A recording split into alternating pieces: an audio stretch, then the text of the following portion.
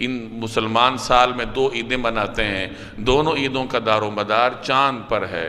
حج کی عظیم عبادت انجام دی جاتی ہے تو اس کا دار و مدار بھی چاند کے کیلنڈر پر ہے۔ اور ان مہینوں کے نام یہ انسانوں نے طے نہیں کیے، بلکہ یہ اللہ تبارک و تعالی نے یہ طے کیے ہیں، اللہ نے یہ طے فرمائے ہیں۔ چنانچہ کائنات کے آغاز ہی سے سال کے قمری اعتبار سے یہ 12 مہینے طے فرمائے گئے، ان کی ترتیب یہی رکھی گئی اور ان کے نام یہی رکھے گئے۔ سیدنا ابراہیم علیہ السلام کے زمانے سے ان 4 مہینوں کو ایک خاص اہمیت حاصل ہے۔ ان مہینوں میں لڑائی جھگڑا کرنا منع ہے، ان مہینوں میں عبادت کا ثواب اللہ تبارک و تعالی کی جانب سے زیادہ ہوتا ہے کہ اللہ جل جلالہ نے احکام شرعیہ کا دار و مدار قمری اعتبار پر رکھا ہے، قمری کیلنڈر پر رکھا ہے۔ روزے رکھتے ہیں، اس کا دار و مدار رمضان پر ہے، قمری کیلنڈر پر ہے۔ ان مسلمان سال میں 2 عیدیں مناتے ہیں، دونوں عیدوں کا دار و مدار چاند پر ہے۔ حج کی عظیم عبادت انجام دی جاتی ہے تو اس کا دار و مدار بھی چاند کے کیلنڈر پر ہے۔ چونکہ قمری کیلنڈر کو اس اعتبار سے فوقیت حاصل ہے کہ اس پر احکام شریعہ کا دار و مدار ہے، اسی وجہ سے اس کو علماء نے فرض کفایہ قرار دیا ہے۔ یعنی قمری کیلنڈر کو محفوظ رکھنا یہ مسلمانوں پر بحیثیت مجموعی فرض ہے، فرض کفایہ ہے۔ اگر کچھ لوگ اس حساب کتاب کا خیال رکھیں گے تو سب پر سے یہ فرض اتر جائے گا، سب کی جانب سے ادا ہوگا، لیکن اگر سارے ہی اس کو چھوڑ دیں گے تو سب گناہگار ہوں گے۔ تو چونکہ یہ ایک فضیلت اور برکت والا کیلنڈر ہے، اس لیے حتی الامکان کوشش کرنی چاہیے کہ جو دنوں کا حساب ہے، مہینوں کا حساب ہے، اس میں قمری کیلنڈر کا اعتبار رکھا جائے۔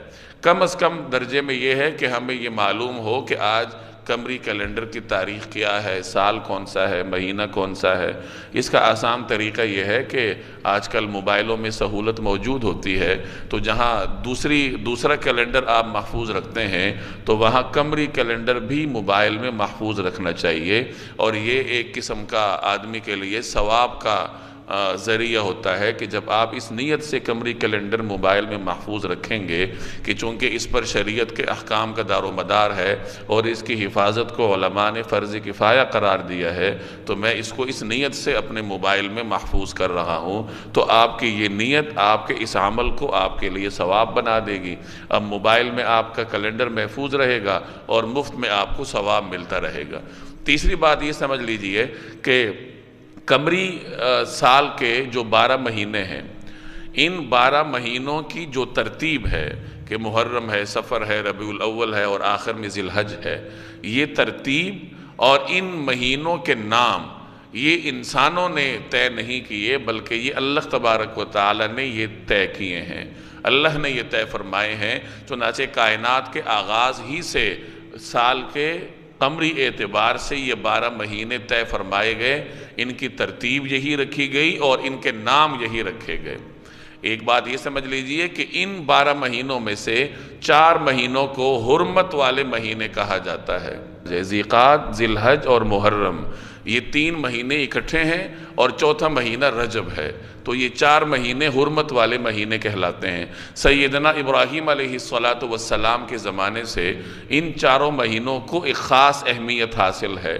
ان مہینوں میں لڑائی جھگڑا کرنا منع ہے، ان مہینوں میں عبادت کا ثواب اللہ تبارک و تعالی کی جانب سے زیادہ ہوتا ہے، ان مہینوں میں معصیت کا گناہ بھی زیادہ ہوتا ہے، اور یہی وہ مہینے ہیں جن میں حج بھی انجام دیا جاتا ہے۔ ذی الحج انہی مہینوں میں ہے، اور حج کے لیے مسافروں کا آنا 1 ماہ پہلے ہوتا تھا، تو حج سے 1 ماہ پہلے ذی-قعدہ ہے، تو ذی-قعدہ کے مہینے میں حاجیوں کی آمد ہوتی تھی، اور ذی الحج اور اس کے بعد محرم کے مہینے میں ان کی واپسی ہوتی تھی۔ تو حاجیوں کا آنا اور جانا بھی ان مہینوں کی مخصوص احکامات کی وجہ سے اللہ تبارک و تعالی نے محفوظ فرما دیا تھا۔ اسی طریقے سے